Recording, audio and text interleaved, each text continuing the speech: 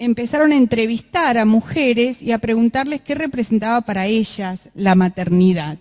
Y bueno, ellas dijeron que el mito de la maternidad es una construcción social y cultural y política y que debemos romper con esto porque es una herramienta más de opresión del sistema. Después hay otro libro, en la siguiente placa, hay otro libro que escribió Orna Donat, que es una socióloga israelí, que se llama Madres Arrepentidas.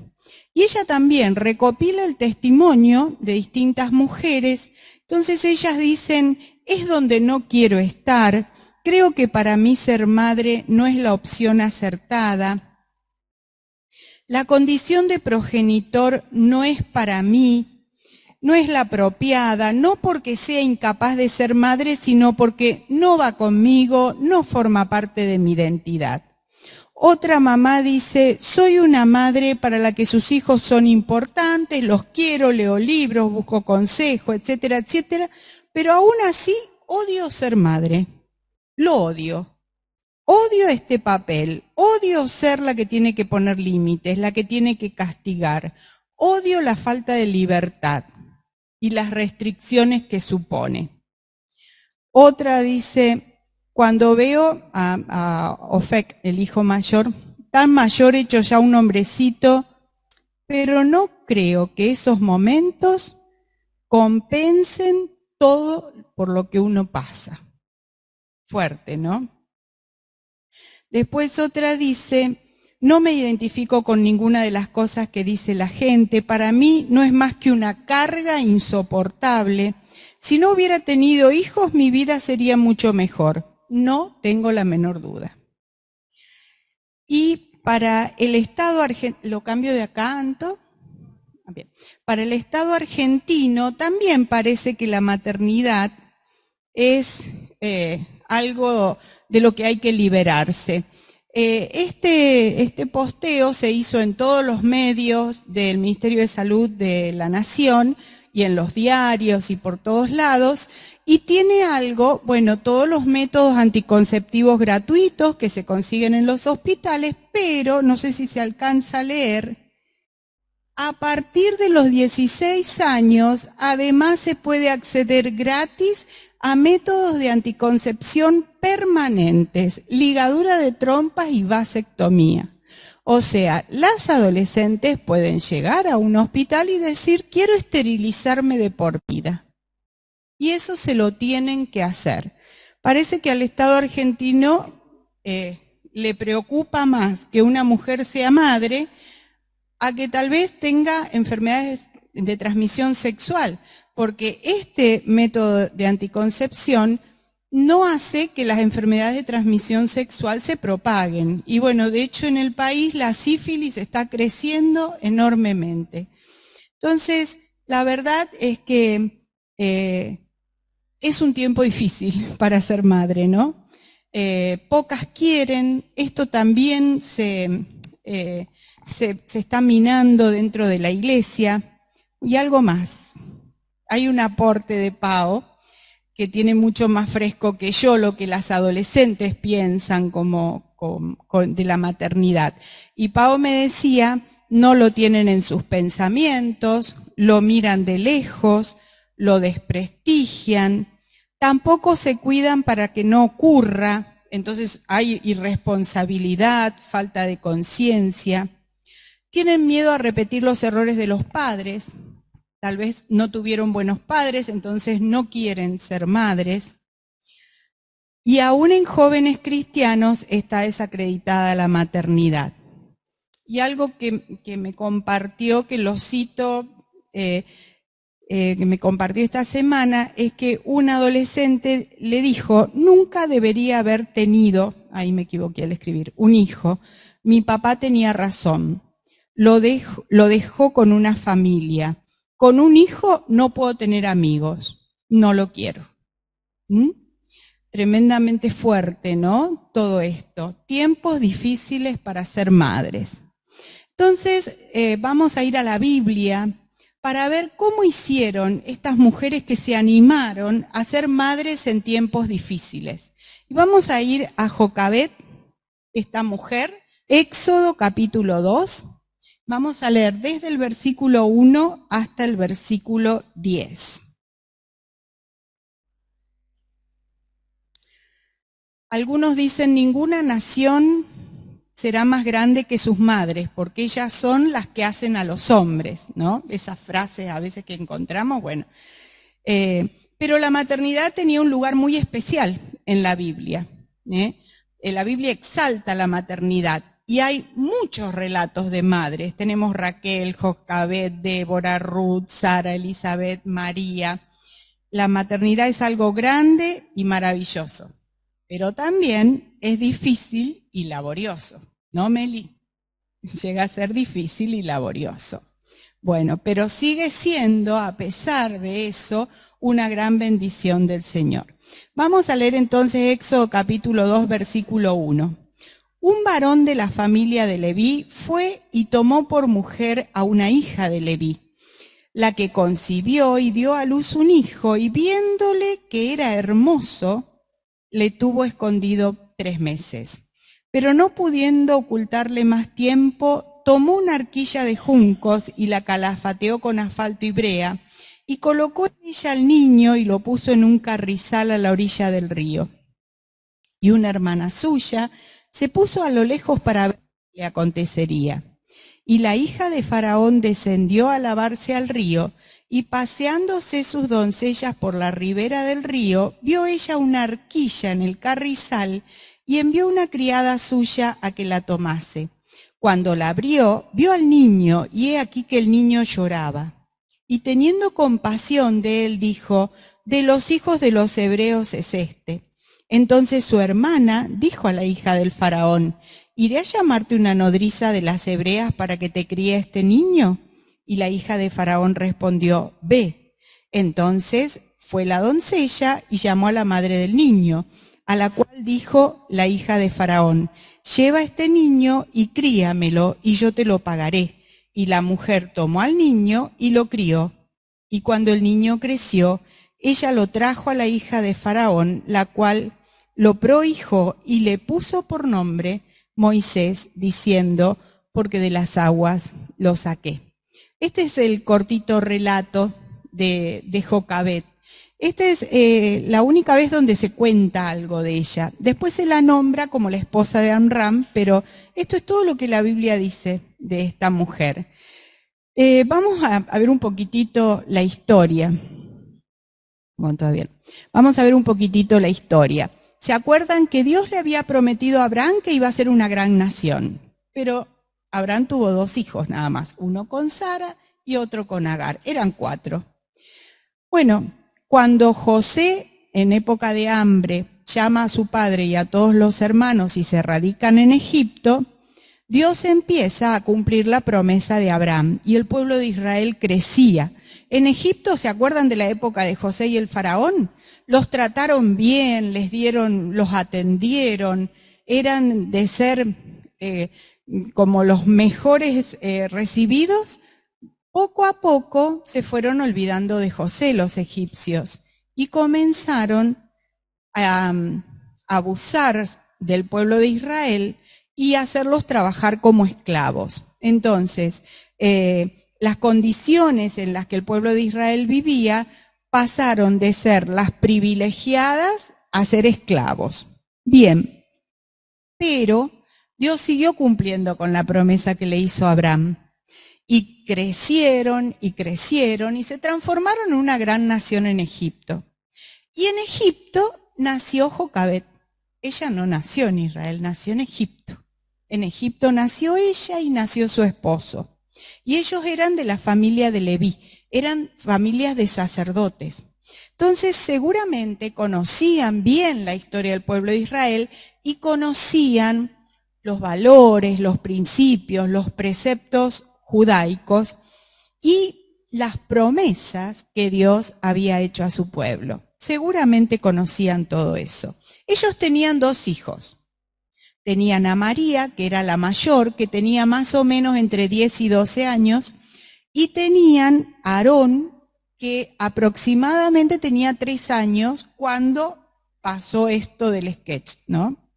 Aproximadamente 3 años tenía Aarón, eso lo vemos en Éxodo 7:7. Y era una situación complicada. El pueblo de Israel estaba siendo esclavizado, oprimido, pero crecía a pesar de todo. Entonces el faraón se preocupó y dijo, no, si ellos siguen creciendo, nos van a dominar a nosotros.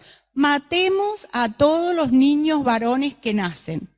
¿Cómo los vamos a matar? Los vamos a ahogar en el río Nilo.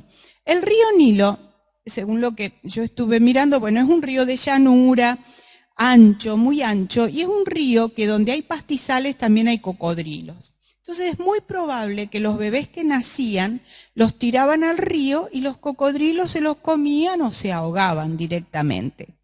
Un tiempo complicado, ¿no?, para quedar embarazada. Ellos ya tenían 2 hijos. No era momento para tener un tercer hijo, pero Dios tenía otros planes.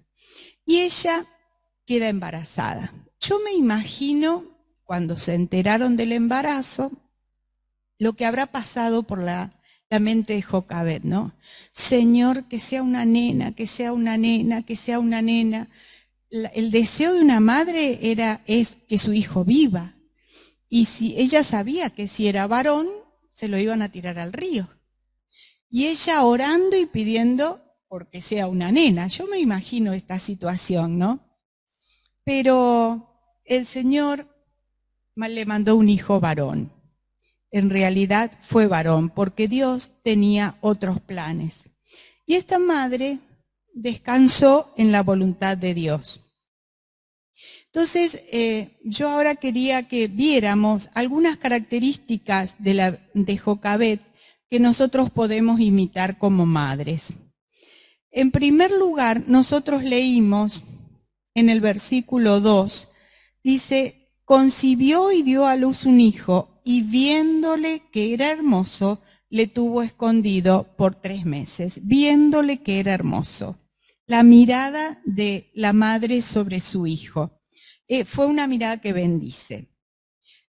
Nosotros siempre decimos, bueno, para las mamás todos los hijos son hermosos, ¿no? Siempre decimos eso.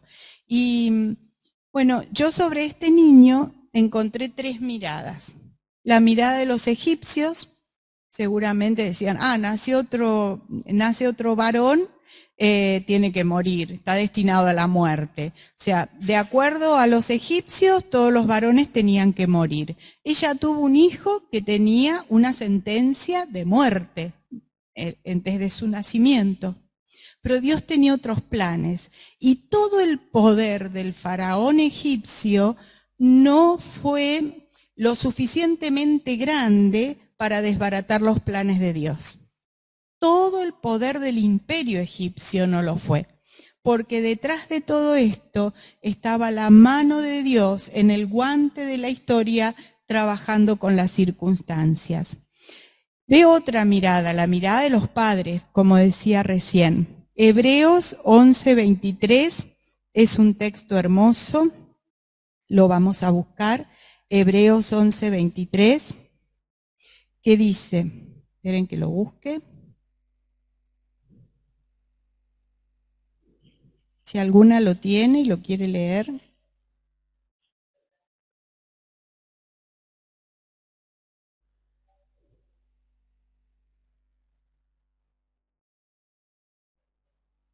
Por la fe, Moisés, cuando nació, fue escondido por sus padres porque le vieron niño hermoso. ¿Y qué no hicieron? No temieron. Todo era adverso. La sociedad, las circunstancias, encima fue varón. Pero ellos, ¿qué hicieron? No temieron. ¿Y qué sí tuvieron? Fe. Por la fe. Por la fe. Entonces, la mirada de los padres, que fue una mirada de fe y una mirada de aprobación y de bendición. Me imagino que cuando Jocabed tuvo a Moisés en sus brazos, habrá dicho para sí, qué hermoso bebé, ¿no? Y debe haber pensado qué planes tendría Dios para la vida de ese bebé. Qué importante que es la mirada de bendición de los padres en la vida de una persona. Por ahí acá Carol puede hablar más de eso, ¿no? Dicen que una mirada vale más que 1000 palabras. Y hay muchos artículos escritos sobre eso.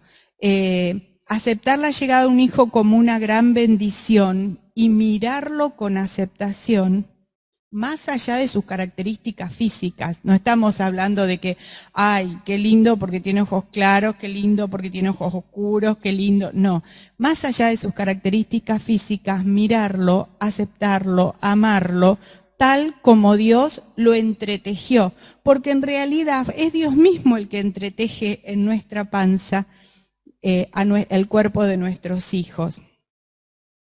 Y aceptarlos y amarlos como Dios los diseñó es un primer paso importantísimo en la maternidad. Uno de los mayores problemas que a veces tienen los jóvenes, los adolescentes, es no sentirse aceptados por los padres. A lo mejor no se lo dicen, pero se lo transmiten con sus miradas, con sus gestos. A veces crían a sus hijos diciéndoles: qué inútil que sos, no servís, ¿por qué hiciste así? Todo lo haces mal. Y esas palabras y esas miradas de rechazo marcan la vida de los niños, y cuando son grandes hay serios conflictos, ¿no? Para la propia aceptación. Entonces, esto me hizo pensar a mí, ¿qué veo cuando miro a mis hijos? ¿No? No importa la edad que tengan, porque cuando son bebés es más fácil amarlos y aceptarlos. Pero ¿qué veo cuando miro a mis hijos cuando ya van creciendo? Los amo, los acepto, los vivo como una bendición de Dios grande para mi vida. A veces esto se complica, pero igual lo debemos hacer. Y por otro lado hay otra mirada en Hechos 7:20, que es la mirada divina. Dios también miró a Moisés. Y en Hechos 7:20 leemos: en aquel mismo tiempo nació Moisés y fue agradable a Dios y fue criado 3 meses en casa de su padre. Pero siendo expuesto a la muerte, la hija de Faraón lo recogió y le crió como a hijo suyo. Hay otras versiones que dicen: en aquel mismo tiempo nació Moisés y vio Dios que era niño hermoso. O sea, para Dios también fue un niño precioso. Yo creo que todos los bebés para Dios son amados y preciosos, aún en nuestra sociedad en los que son rechazados o son abortados. Pero para Dios todo bebé es precioso y digno de ser amado. Otra característica que yo veo, entonces, la primera es una mirada que bendice y acepta la vida de su hijo. Otra característica es una fe sólida. Dice: por la fe, leímos recién, no temieron el decreto del rey. Ellos conocían la historia y conocían las promesas de Dios. Pero dice, no lo pudieron ocultar más, lo escondieron, trataron de salvarlo. A ver, este es mi hijo, nosotras como madre, ¿qué hubiéramos hecho también? Lo escondemos. No sabemos cómo nadie se dio cuenta que había un bebé en esa casa. No sabemos, o sea, sí sabemos. Dios lo escondió junto con ellos, ¿no? Pero pasaron 3 meses y parece que el bebé empezó a llorar y a hacer más ruido del que podía hacer. Entonces, como vieron en el sketch, Jocabet se debe haber puesto a pensar: ¿y ahora qué hago? ¿Y ahora qué hago? Entonces, en medio de estas circunstancias difíciles y devastadoras, imagínense criar un hijo con ese miedo, ¿no? De que en cualquier momento entre alguien, me lo quite y lo tire al río. Es muy difícil la situación. En medio de todo esto, le confió el bebé a Dios por completo para cuidarlo. Y Dios usó una princesa egipcia para anular un decreto de muerte sobre la vida de Moisés. ¿Ven cómo Dios tenía todo arreglado? La fe se atrevió a actuar. Muchas veces el miedo nos paraliza y no actuamos. Pero nosotros tenemos que permitir que nuestra fe nos active y debemos actuar para poder cumplir con los planes de Dios. una fe que confió en la providencia de Dios. Moisés necesitó un milagro para sobrevivir. Estaba destinado a la muerte. Pero Jocabed estuvo lista para ser partícipe del obrar de ese milagro. Tuvo fe en la provisión del Señor y pensaba, ¿cuándo empezó el cumplimiento de la promesa de Dios para liberar al pueblo de Israel de la esclavitud? Con la fe de Jocabed. Ahí empezó la liberación. Moisés liberó al pueblo, pero con la fe de Jocabed se comenzó a gestar la liberación del pueblo de Israel. Ahora, no debe haber sido fácil para ella. No debe haber sido nada fácil. Piensa en un bebé de 3 meses. Sería un mes menos que Hannah. Ponerlo en una canastita y soltarlo en el río. Ella no conocía la historia. Nosotros la leemos en 10 versículos, pero ella no sabía lo que iba a pasar con ese bebé. ¿Qué llevó a esa mamá a desprenderse de su hijo? La fe. La fe. Ella lo pudo cuidar hasta ahí y después dijo, Dios lo va a cuidar el resto, ¿no? La fe. Por la fe no temieron el decreto del rey. A lo mejor ella pensó que nunca más lo volvería a ver, pero Dios tenía otros planes. Otra característica de Jocabed es la sabiduría. Sabiduría es conocimiento que se proyecta en acción. Y acá vemos que la fe y la sabiduría se ponen de manifiesto cuando ella lo suelta. El faraón había dado todas las indicaciones para que actuaran, para poder diezmar al pueblo de Israel. Mandó que todos sus sirvientes se involucraran en todo esto. Tal es así que las parteras que atendían a las mujeres hebreas tenían que matar a esos niños en el río. Pero ¿qué pasaba? Las parteras temieron más a Dios que al faraón y no los mataban. Ahora, dice que no pudiendo ocultarle por más tiempo, tomó una arquilla de juncos, la calafateó con asfalto y brea, volvemos a Éxodo, la calafateó con asfalto y brea y colocó en ella al niño y lo puso a la orilla del río. No pudiendo ocultarle por más tiempo, era la hora de soltar. ¡Wow! Soltar a un bebé de 3 meses, con lo dependiente que es un bebé de 3 meses, soltar. Pero lo soltó porque no temió. Ahora, antes de soltarlo, lo equipó. ¿Qué hizo para poder soltarlo? Hizo una arquilla. Hizo una arquilla. Dice que junto juncos la calafateó, previó que su hija lo cuidara, esperó, y eso era todo lo que ella podía hacer. No podía hacer más. Eso era todo lo que ella podía hacer. Lo puso en el agua y lo soltó. Ahora, esa fe desencadenó el obrar de Dios. Ella hizo lo que pudo y Dios hizo el resto. ¿Qué hubiera pasado si Jocabed lo hubiera seguido guardando en su casa? El pueblo de Israel todavía estaría esclavo. O sería una nación desaparecida. La fe de esta madre comenzó la liberación del pueblo de Israel. Ella tejió la arquilla y Dios tejió las circunstancias. Ella hizo su parte y Dios hizo el resto. Esto me lleva a mí a pensar, a ver si, acá está. Eso me lleva a mí a pensar, ¿cómo puedo yo tejer una arquilla para equipar a mis hijos y poder soltarlos? Muchas veces como madres queremos controlar toda la vida de nuestros hijos porque creemos que lo mejor que les puede pasar es hacer como nosotros decimos, estar bajo nuestro cuidado, estar bajo nuestra mirada. Pero poco a poco nosotros tenemos que empezar a soltar a nuestros hijos. Nuestro trabajo es equiparlos para ir soltándolos. Entonces pensaba, ella tejió juncos y pensaba en juncos espirituales. ¿Qué juncos espirituales podemos juntar nosotros para tejer la arquilla y después soltar a nuestros hijos? Y el primer junco espiritual que yo pensé es mi propia vida espiritual. ¿Por qué?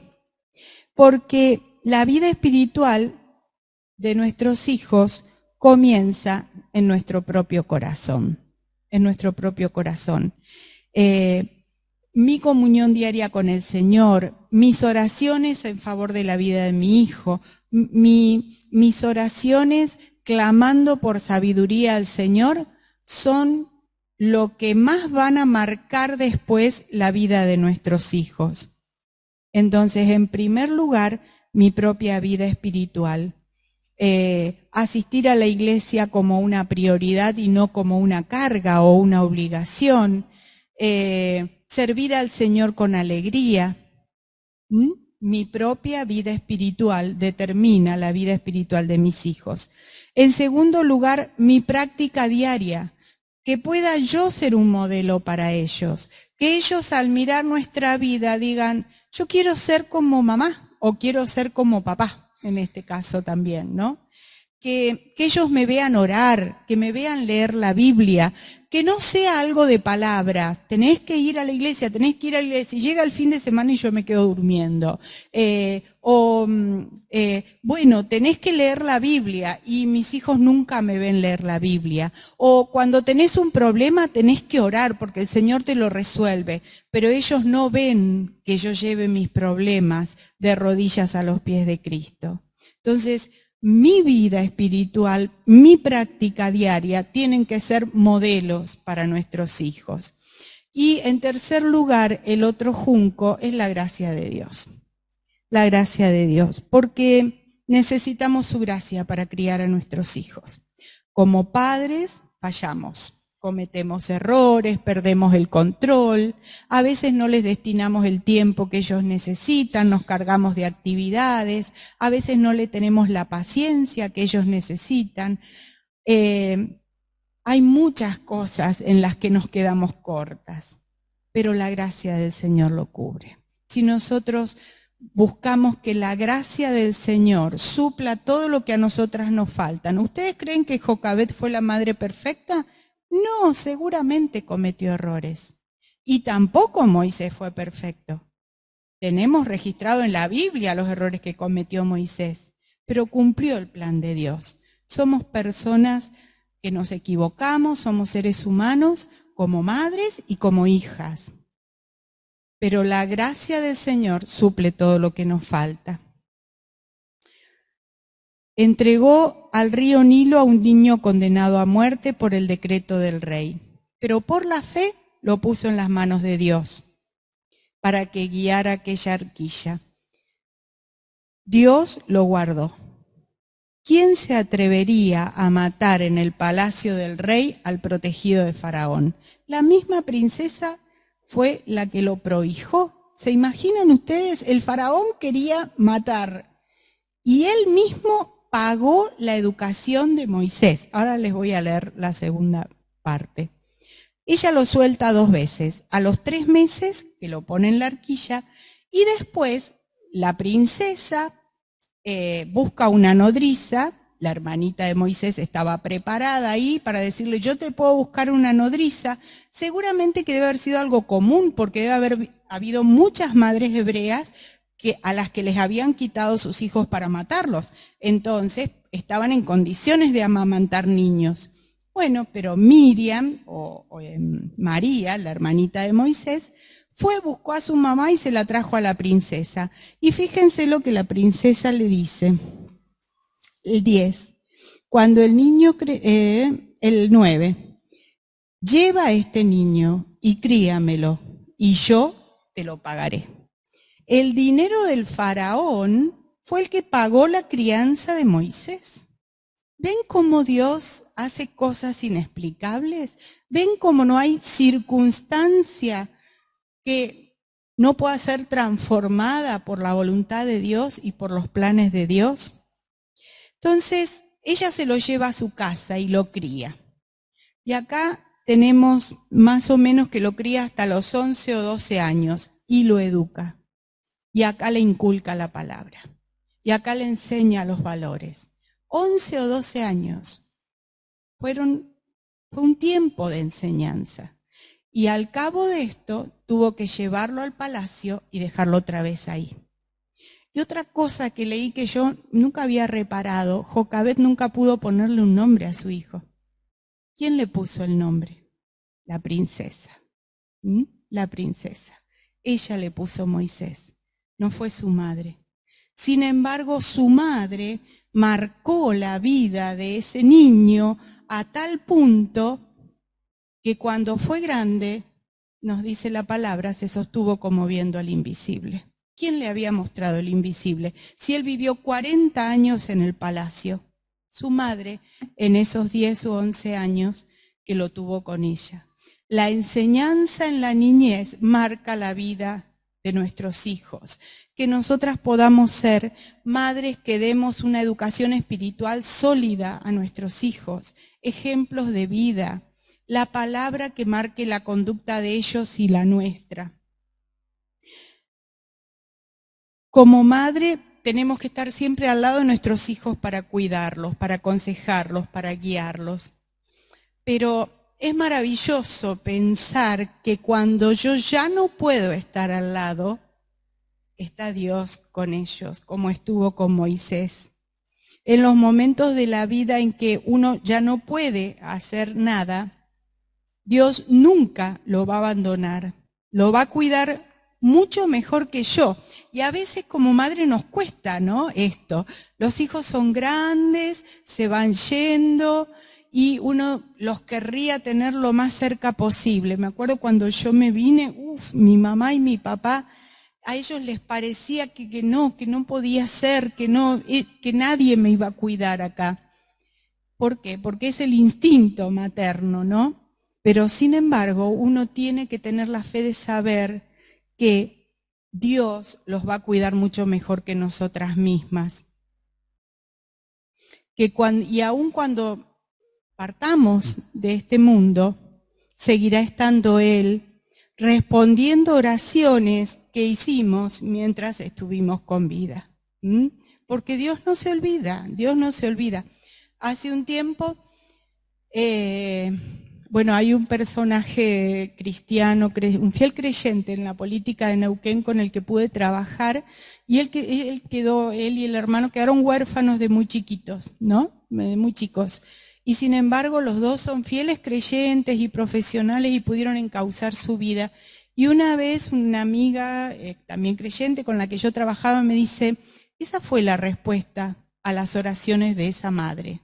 La madre era muy fiel y había orado por sus hijos y ella murió. Sus hijos quedaron chicos, quedaron solos. Pero sin embargo, Dios respondió las oraciones de esa madre. Ella nunca llegó a ver la vida de sus hijos, pero Dios no se había olvidado de ellos. Y esto pasó con Jocabed y Moisés. Y la verdad que al pensar en todo esto, yo pensaba, gracias Señor, porque no se trata solo de mi fidelidad y de la fidelidad de la vida de mis hijos, se trata de tu fidelidad. Dios es fiel, Dios escucha nuestro clamor, Dios guía nuestras vidas, Dios tiene planes maravillosos para la vida de nuestros hijos, pero nosotros tenemos que ser capaces de ser mujeres de fe que sueltan a sus hijos. Yo pensaba, ¿cuántos hijos que fueron llamados a la obra misionera y que tal vez por madres que no quisieron desprenderse o que influenciaron mal, cercenaron el privilegio de servir al Señor lejos? Seguramente muchos. Quiera el Señor que nosotros podamos ser mujeres de fe al criar a nuestros hijos. Y quedémonos con esta expresión, ¿no? La princesa le dijo, lleva a este niño y críamelo. Y Jocabed lo recibió como de parte de Dios. Y sembró una educación sólida en Moisés. De tal manera que Moisés siempre se sostuvo como viendo al invisible. Bueno, como madres que podamos pensar, que es Dios el que nos encomienda. Como madres, que podamos pensar que Dios nos está diciendo: lleva a este niño y críamelo.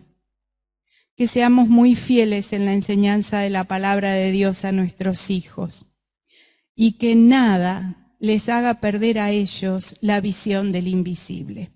Y si alguna vez la pierden, como nos contaba Fernandita, que la gracia y la misericordia y el amor del Señor los atraiga, que puedan volver a sus pies. Jocabet nunca vio los planes de Dios para su hijo. Ella lo llevó al palacio y lo dejó a los 11 años, 12. Él vivió 40 años en el palacio. Seguramente cuando Dios llama a Moisés, Moisés ya tenía 80 años y seguramente Jocabet ya había muerto, pero ella había criado al libertador. Tal vez no veamos nuestras oraciones respondidas en la vida de nuestros hijos, pero Dios no se olvida y Él tiene un plan, y cuando estemos en la gloria vamos a ver las respuestas. Que sepamos administrar las herencias que el Señor nos da.